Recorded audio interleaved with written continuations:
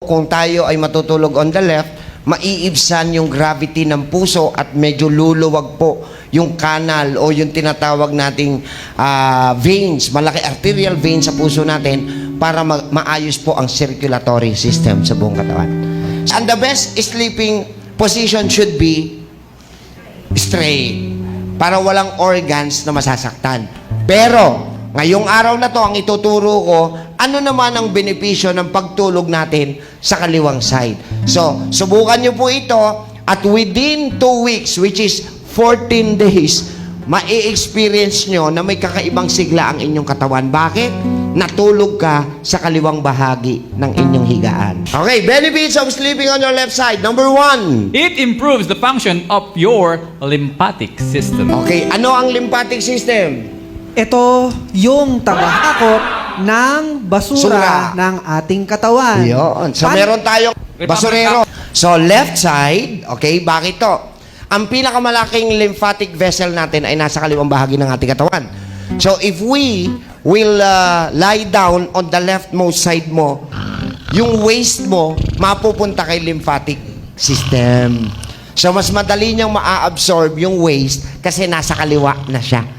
At yung pinakamalaking basurahan ay nasa kaliwang bahagi ng ating katawan. Malinaw? Next. Number 2. It allows your spleen to do its job much better. Okay. Bakit? Kasi yung gravity, pag dito ka nakahiga, si spleen, parang nadadaganan mo, kumikilos siya para mag-absorb ng mga dumi. Alright. Next. Number 3. Number 3. It promotes a proper elimination of waste products. The junction between the small intestine and the large intestine is situated in the left side of your body. Okay, ang pinagdudugtungan, junction, pinagdudugtungan ng large and small ay nandito. Sa kaliwa. So dahil dito ka humihiga, lumuluwag yung junction, natatanggal yung traffic. The area called is ileocecal valve. Okay, yung ileocecal valve, pagka po bumuka yun, yung waste from the digestive area, from the stomach, ay mapupunta po sa dapat puntahan. Kaya pag natutulog tayo sa kaliwa, mas maganda ang pagdumi natin.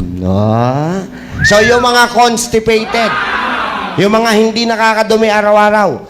Number 4. It may reduce nighttime heartburn, acid reflux. Pagka madalas kayo sa kanan lagi, tumataas lalo yung acid nyo. It can enlist. Ayan. So, pababa po ang acid pagka po sa kaliwa tayo tutulog. Number 5. It saves your liver from overloading. Bakit ito? Kasi ang liver natin ay located and situated at the rightmost upper abdominal area, which mean here. Yes. Ibig sabihin po, ang ating liver ang pinakamalaking organ sa digestive system at siya ay situated here in the upper quadrant of the abdominal area.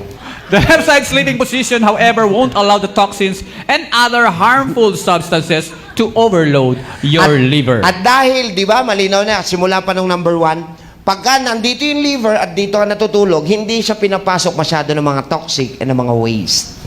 So, mas magandang sa left tayo natutulog. And Number 6. It is good for your heart. yan, bakit? Ang puso po natin ay nasa gitna. Nasa gitna, pero mas malaki lang po yung part on the left side. Okay, kaya at kung mapapansin nyo, pag tumitibok ang puso, mas malakas mong mararamdaman sa left kesa sa kanan. Pero situated po ang ating heart on the middle.